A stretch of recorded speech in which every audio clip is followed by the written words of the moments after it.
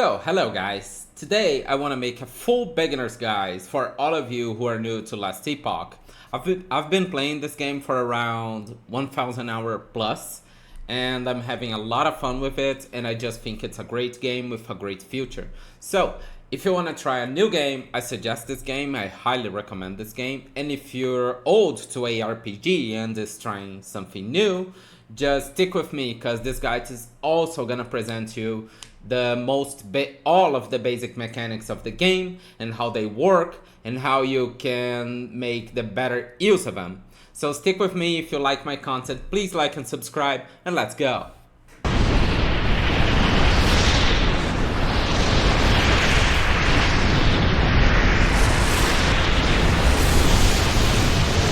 So, as soon as you log in into the game, the first thing you're gonna do is create a new character. So click here and it's gonna show up this screen. And on this you can create legacy character or cycle character. Legacy characters last forever, okay? Cycle characters are gonna be used for a cycle. Patch 1.2 was a cycle, and now 1.1 is a cycle, and then there are gonna be next ones, 1.2, 1.3, each with new updates and new stuff to do in the game.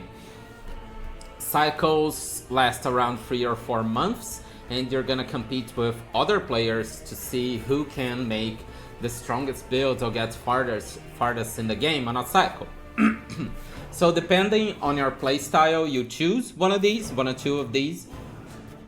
I like to play Legacy. I'm not a player of cycles. And then here you can choose 5 classes, okay?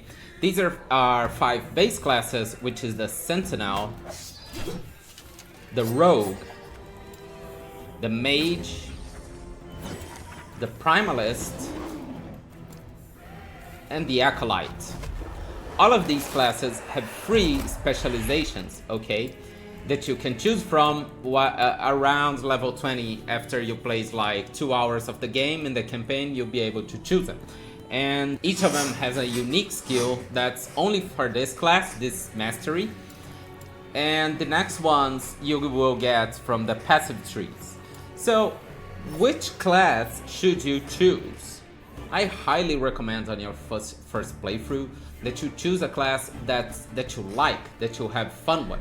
Like for me, I chose the Rogue because I just like the agile, paced playstyle. And the other class I chose to play was the Mage because I like mages. It's so fun to see spells like Nova and Meteor. No, I like more Mana Strike actually. It's here. It's not here, but okay. So these are the classes that I have fun with. At start I did not like these other 3. But this is your choice. On the next part of the video, I'm gonna leave a little bit of gameplay of each of these 5 base classes, okay? I don't question your resolve.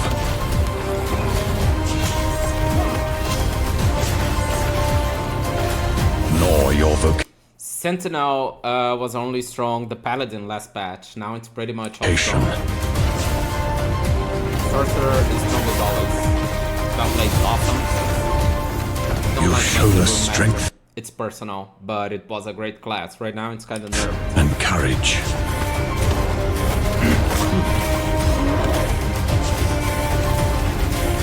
Deadly precision.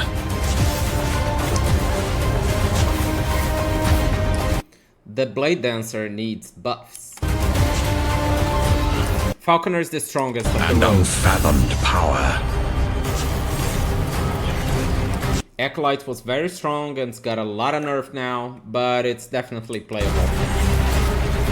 But even you must now see, Eterra's end is upon us. You have to go back. You can see my pads on the map also at all times. This totem is useful, but it's not gonna be. Why?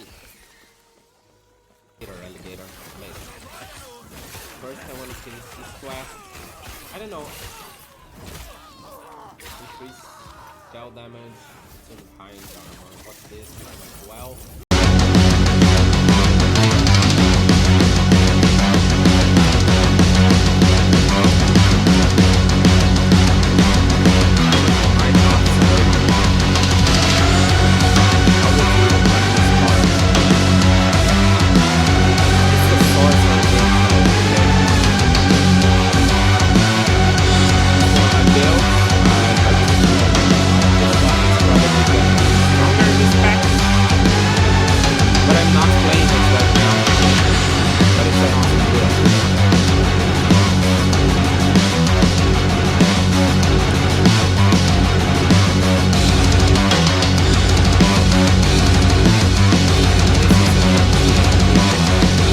rogue gameplay of my latest Falconer build. Harbinger did some corruption. I'm gonna leave some corruption fighting and then some. Let me raise quality of the video. No.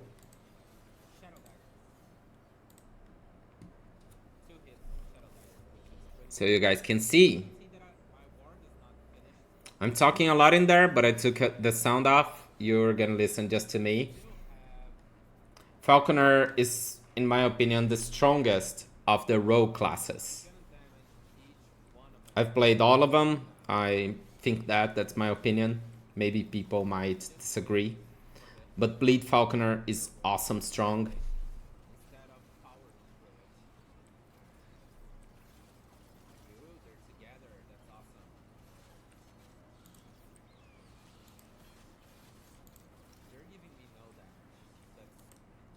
And the little Harbinger boss fight.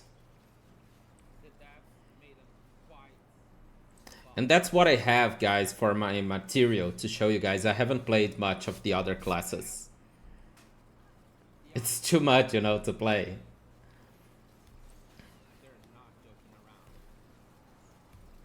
But I think you guys can get a grip of the classes with these 3 videos.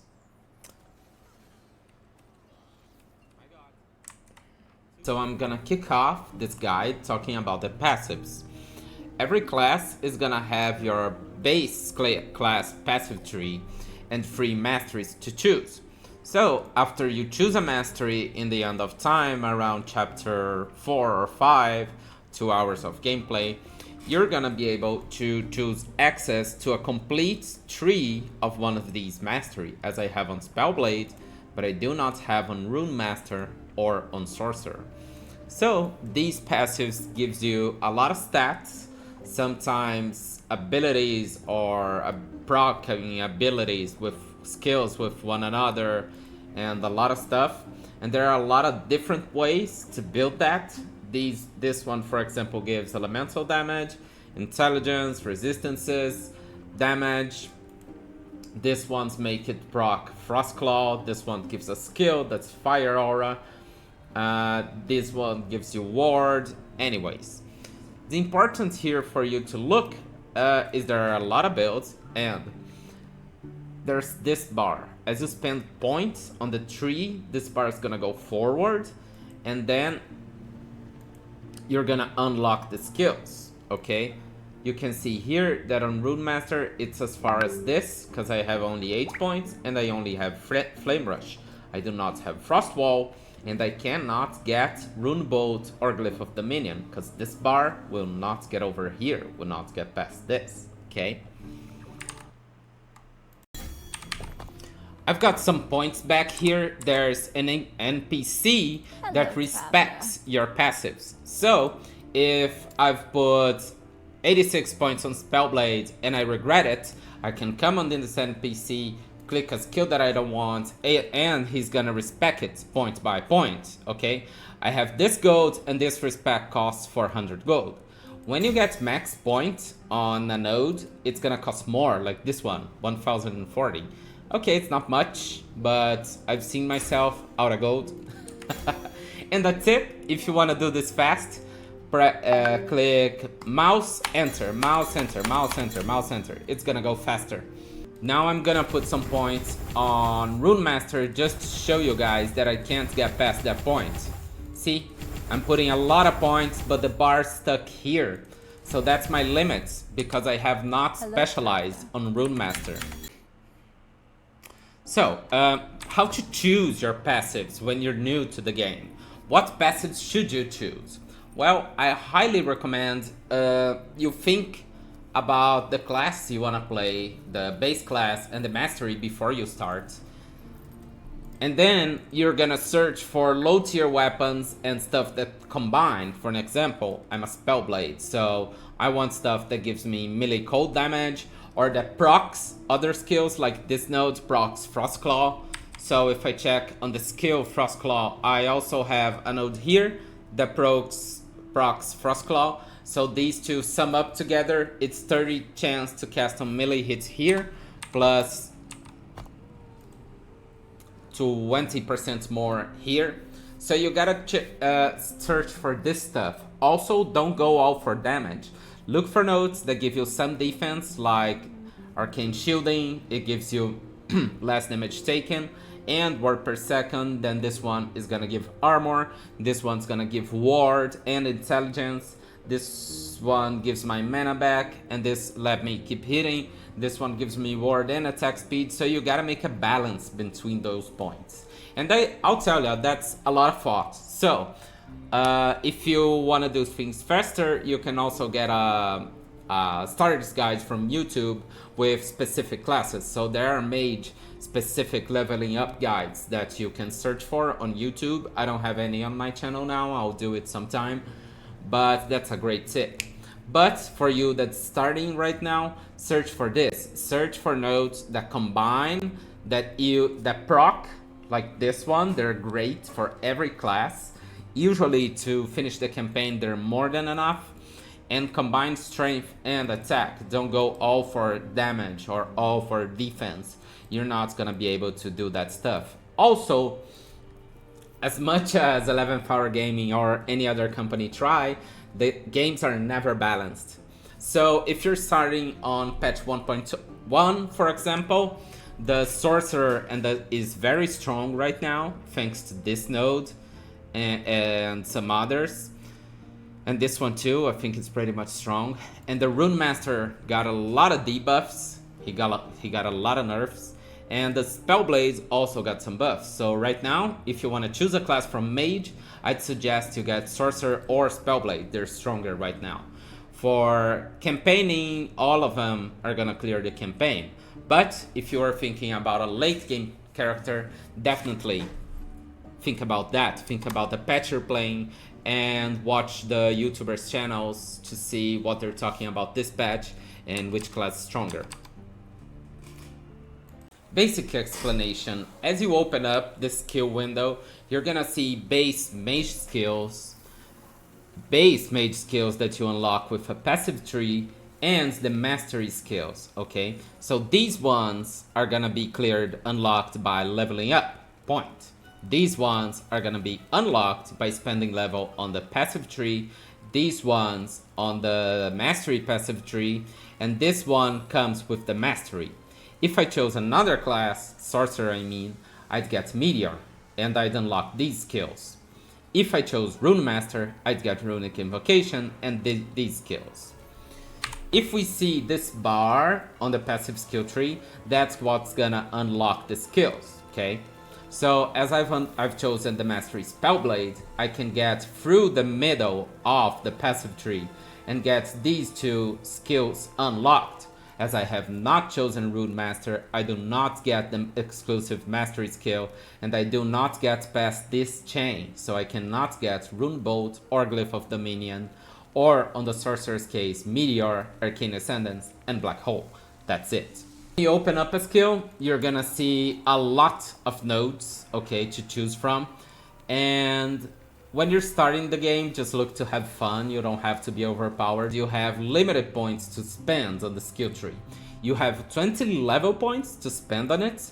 You're gonna start at level 1, and as you kill enemies, you're gonna get experience and get levels. And you also can get this +5, which you get from equipment. So in this case, I got from this item that gives +3 to Frostclaw and +1 to all mage skills, and +1 to all of the skills from Omnis. So that's why I have 25 points here. And you search the nodes that gives you all that I talked previously. So this node, for example, gives us ward on cast.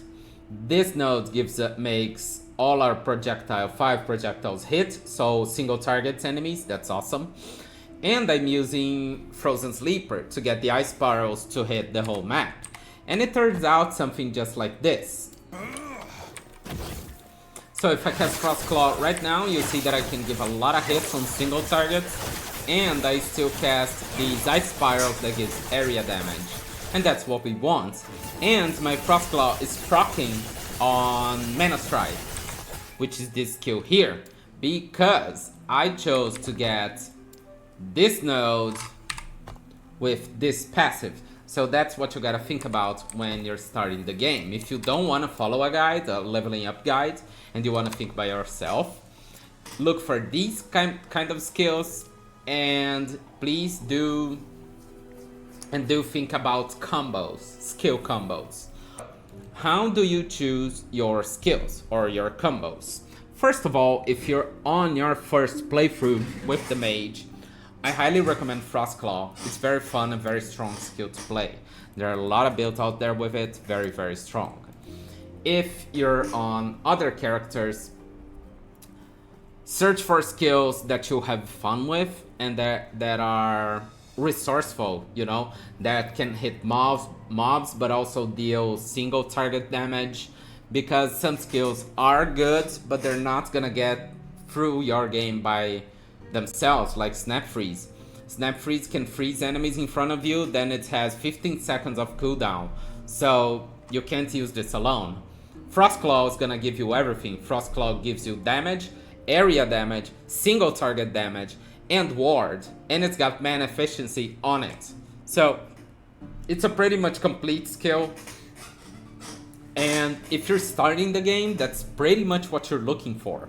Also, always get a traversal skill. On my case, it's Surge, because we have evade now on this patch, but I don't like to use just evade. I think it's gonna miss. I miss mobility, and we have a lot of option on every class. Here on the mage, I could use teleport or flame rush. So it's your choice. Alright, so about items and gears. On last epoch, you're gonna find 4 grades of items. 5, sorry. The first of all are common item. They're shown as white, and I have none here to show because all these items are blue. Which is, oh, here, this one. This item's white. You can see that it's got nothing. It's a normal item. The next tier are gonna be magic items who are blue. These items offer some affixes to choose from, and they're okay items for starting. Then you're gonna get the better ones, which are rare items, okay? They're better than the blue ones, but they're still trash. And then after that, you start getting exalted item. So this is where the game starts, okay? Exalted item, purple items, are the items that are gonna have a tier 6 or 7 affix on them. And they're a great bet item and used in a lot of builds, and they're very good, okay? Next, you're gonna have an orange item, which is this one.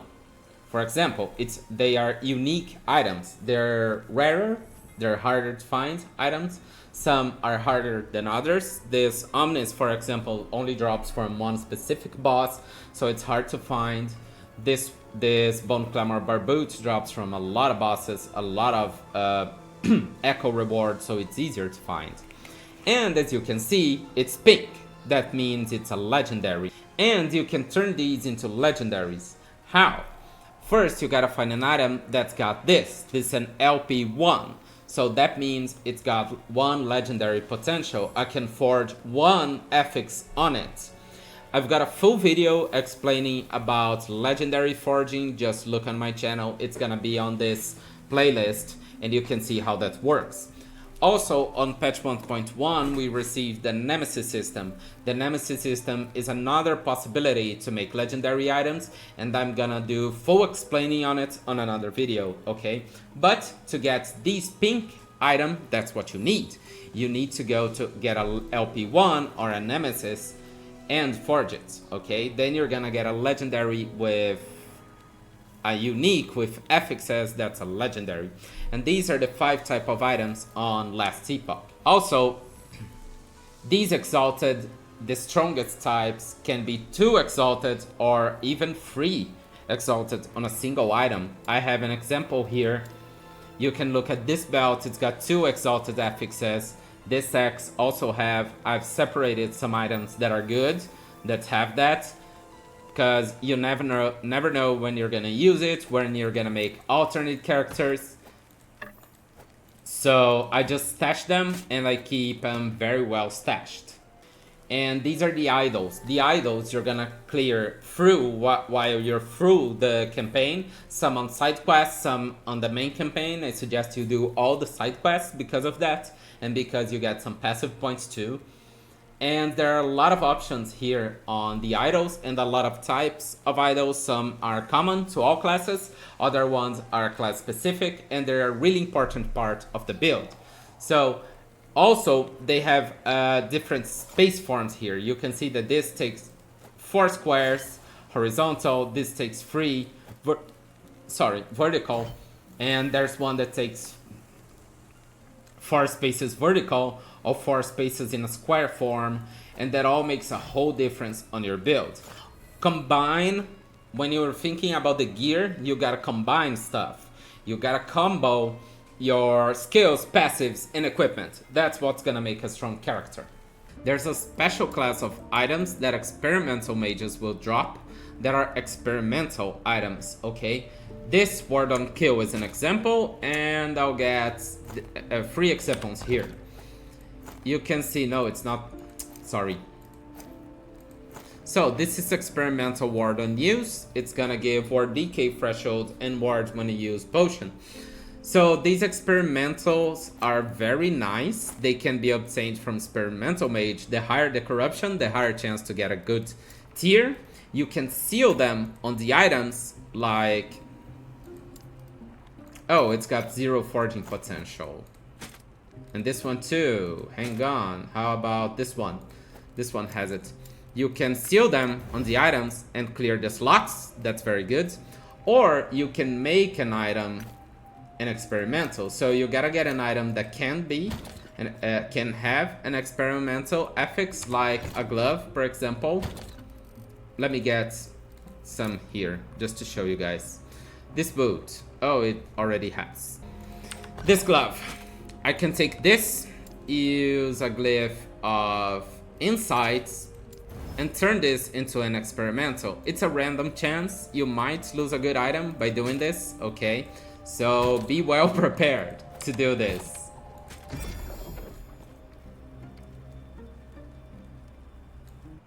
Also, last tip,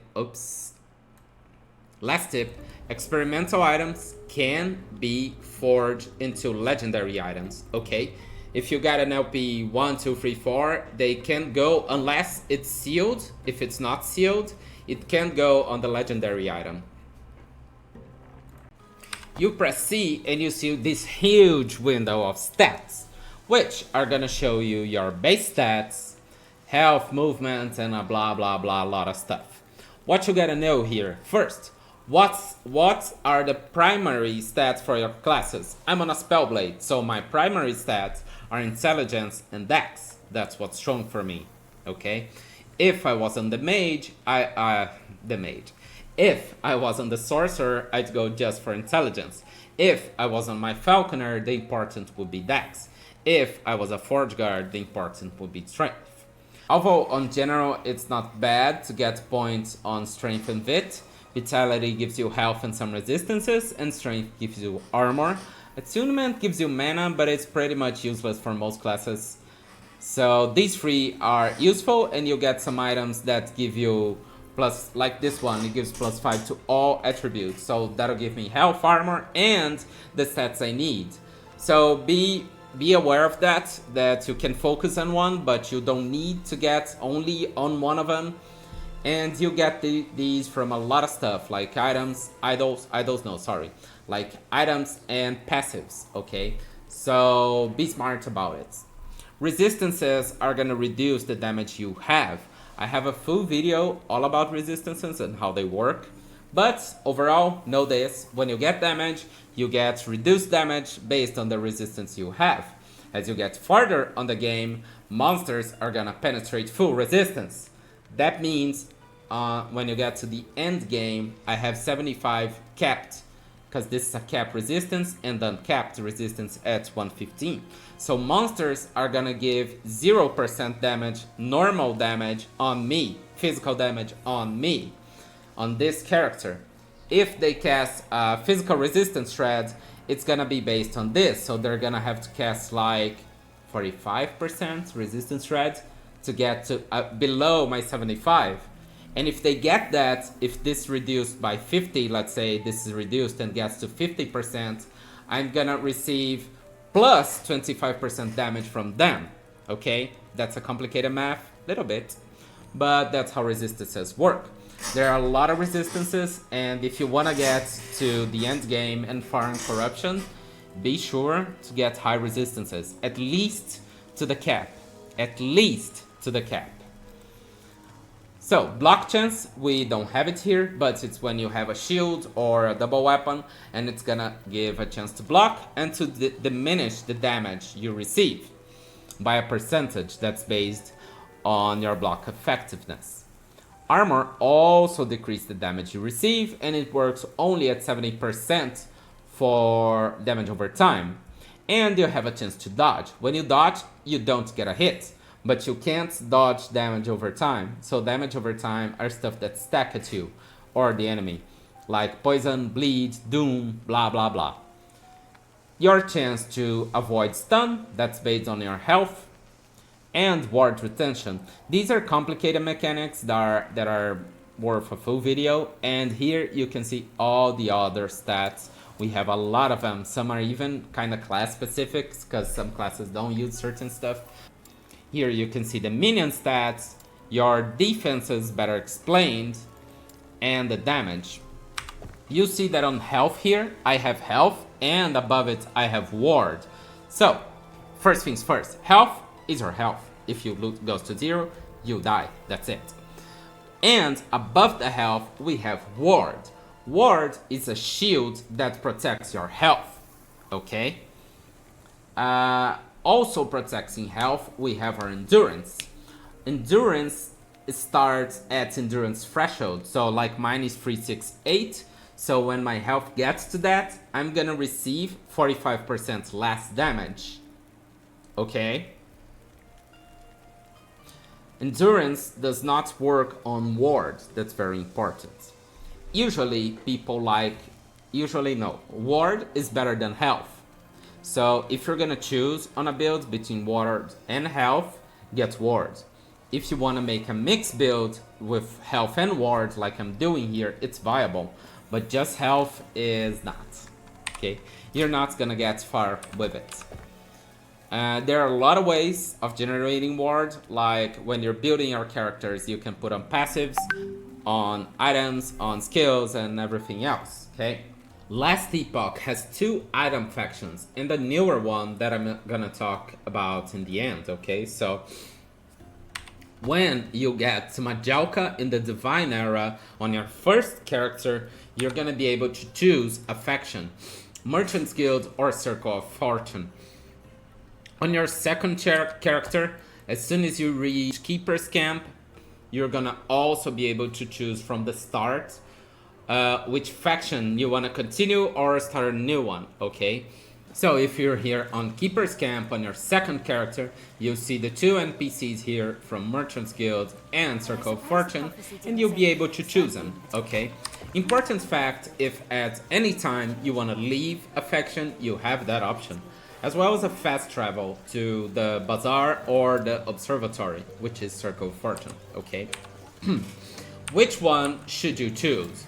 Let's say this is your first character, I highly recommend Merchant's Guild.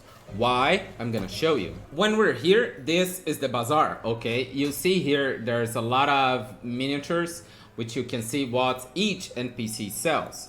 So let's say I want an armor, okay? This Wall of Nothing expensive, but Exsanguineous, for example, is a very popular armor. And I'll get, you see this screen, you click on more, you'll be able to choose by name the unique or set item. Then you come here, you look for the Exsanguineous that we're gonna use as an example here. And we search. We put this filter on low to high, and we get 3 Exsanguineous. 5k gold and 1,300 favor, it's very cheap. So in the bazaar, you have this option on many items, okay? There's even some legendary, because of the Nemesis system, that are very cheap. I'll give another example. I have a frozen iron here, but I have Iron's Penance. Iron's Penance is a new unique item here, but it's common drop, so it's not expensive. Here it is, an LP1 for free. Okay, only favor. So bazaar is very good, the normal one for only favor, and the same stuff goes for exalted item. If you want a specific exalted sword, you can put it here, double exalted, but this one's expensive. You can see a specific sword that you want. Crystal swords are very popular. And just search from low to high, high to low, whatever the way you want. But for your first character in your first build, you're gonna make a you're gonna find very good weapons here to start. When you choose a faction, you see that you get faction levels, okay? Right now you can go up to 12, the level 12 on the faction, and each rank is gonna give you a new boost until better ones on higher level. It takes a while, okay, to level up. You're gonna have to get favor for that. Favor is this. You get favor by killing monster, bosses, and other stuff. Here's a great tip. Emperor of Dragons on the Reign of Dragons Echo timeline is the boss that gives you most favor. So it's a great way to farm favor. On the bazaar, as you go up, you can buy better items, okay? Until you can buy all legendary items. On the bazaar, you can also sell your items. So you can either do it from any store here. You can go to my stall, or you can list an item. Then you're gonna put the item here and the price you want. Or you can do it by this NPC here, okay? Tip, if you find a good item, like I wanna sell this helm, okay? I wanna sell a Bone Clamor Barboot. Come here, search for it, and see the prices, okay? Bone Clamor Barboot is a very common drop, so it's not gonna be expensive. Oh, one with mana. So it's not expensive, but let's just say I found an LP free and I'm not gonna use it. So there are none on the market. You could sell it very well. If you had an LP2, it'd be worth at least 10 million gold. So whenever you get a good item, check this. Now let's talk about the Circle of Fortune. As I've played before, I have some fortune with it, some rank with it, but it's really low. So what do we do here? We'll get better drops, basically, with Circle of Fortune, and we can farm prophecies. So let's go to the observatory and see. I like Circle of Fortune on characters that are already leveled up, because on it we can get better drops, okay? But it's harder to find, to gather some to make new characters. Bazaar is easier for that. Here it's easier to find better ones, because here we're gonna farm like bosses, for example, and then we can get a lot of drops from specific bosses. And rank 12 right now on this patch 1.1 increases prophecy rewards, upgrades, grants us twice as many items, and this increases boss loot. So this is really good to get items like the Ominous I've told you about, Wings of Argantus, and a lot of other drops. So prophecies, you're gonna come here, you're gonna come to the observatory and click on a telescope. When you get to the telescope, you'll see that each one will show you prophecies, which when you fulfill, you get rewards. Now, this is north. This is gonna show us boots and gloves. We have here armor prophecies, like let's say I want these unique boots. I'd have to kill exiled, get it for 1000 favor. And then when I killed free exiled mages, it will drop 5 boots, okay? And with some ranks, their chance to get better legendary potential is higher, so that's why I'm saying it's easier to find better items with Circle of Fortune. As well as this, Exile Mages drop twice as many experimental items. That's also very good. And you can farm here with the 4 weapons, idols, every kind of item and equipment. Okay, rings. Your prophecies are gonna show here. I have none, as I've just answered the Circle of Fortune. And you can also put lenses here to give you buffs to better farm your prophecies. You're gonna buy the lenses here Yes. with I'm her. just on my way to amend It's the here record. one. No, this How is can I shoot. help Sorry, you? regional, greater, or great lances. As I have not played much Circle of Fortune, I do not have great tips on it. Sorry. The last faction, which is the Forgotten Knights. Let's go to the Shadow Road and I'm gonna explain it to you guys. So this is the Shadow Road, okay? It's the last stop on the on the Echoes, on the Monolith End of Time. And you're gonna gain access here when you finish up these 3 monos, okay? And you clear them and beat the boss. The timelines here, the Echoes cannot be empowered. You gotta finish the normal monos. When you do that and you beat the boss on any of these 3, I usually do on this one. I've never tested this one, but people say that works. If you don't want to waste your time, do it on the last ruin. Then you're gonna beat the boss, a Harbinger is gonna come up, you're gonna beat him, because no corruption is pretty easy, and you're gonna come to the Shadow Road.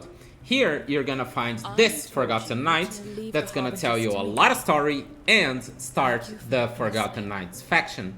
The Forgotten Knights faction has 10 levels. You're gonna get higher as you defeat the Harbingers, okay?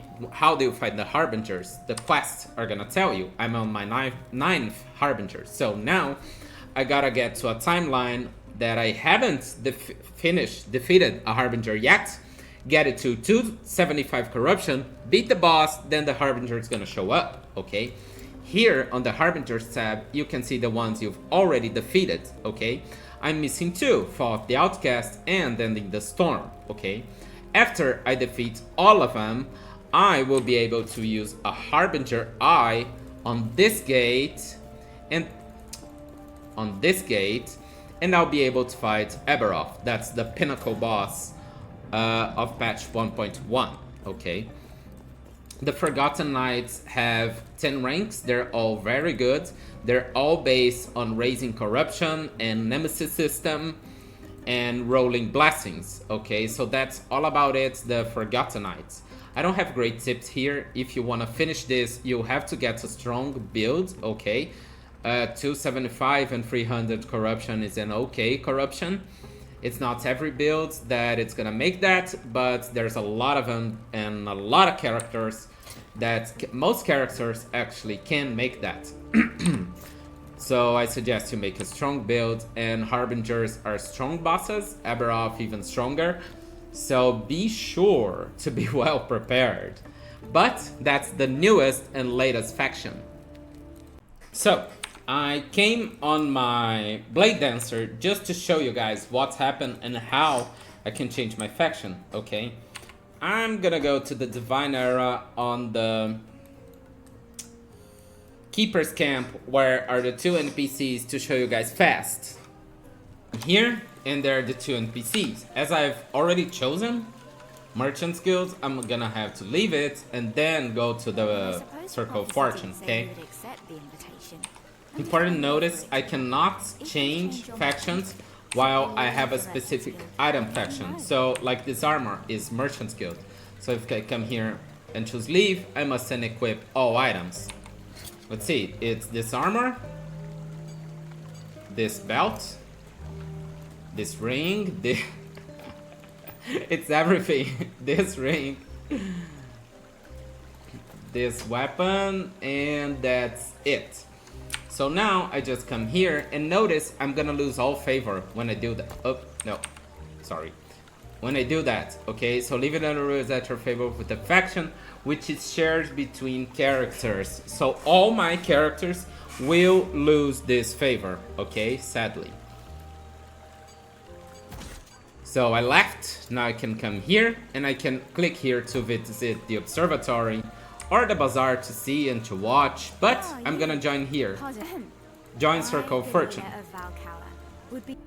So I think I've covered pretty much all in the campaign. I haven't talked much about Echoes, but if you want to know about Echoes, there's a full video I've made about it.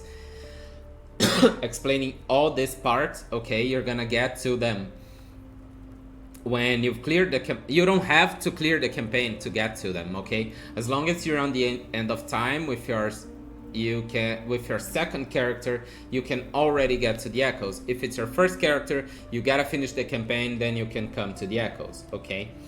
So it's here, it's the end game mechanic. It's all explained on the other video. And another mechanic that we can use is the arena. Here on Champions Gate, there are two interesting things on Champions Gate. Here on the Champions Gate, you can find the dummies to test your skills, okay? You can make different combos and a lot of stuff to test the damage on them. And you have the arena.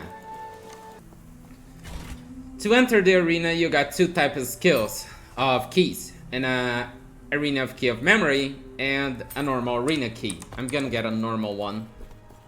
So, if I get a normal key, I'm gonna enter the arena, and the arena key of memory is to start the arena on round 100 and above. We have 4 tiers of the arena and an infinite one. The infinite one, of course, they have raising difficulty and rewards, and the higher ones is gonna keep scaling endlessly. That's where you'll see people on the ladder here, on the arena ladder.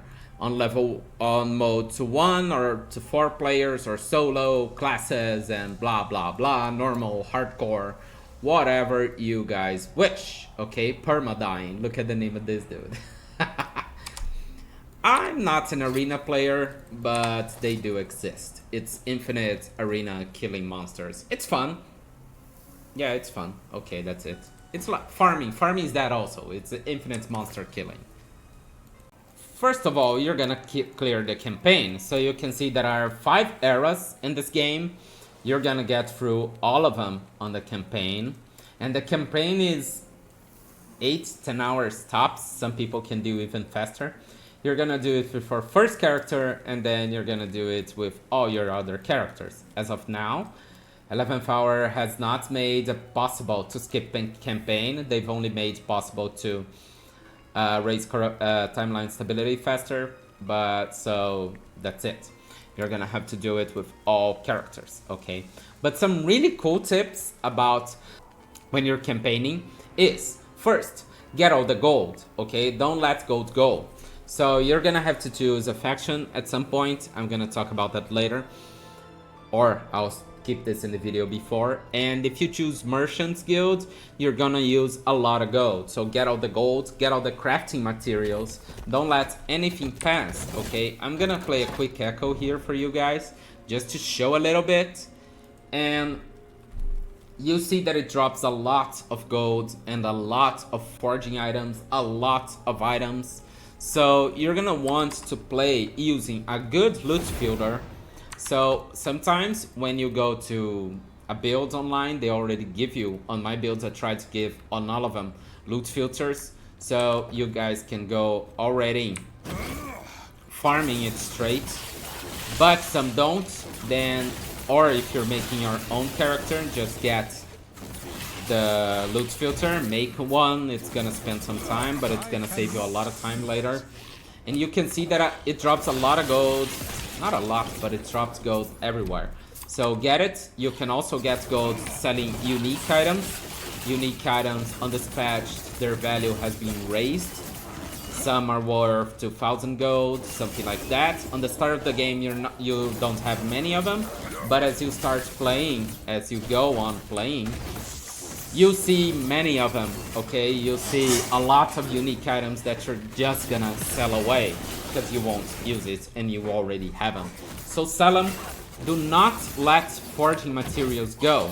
It haven't dropped yet, but rare enemies, unique enemies, bosses, they're all gonna drop forging materials. Get them. Do not let them go to waste, especially the exalted.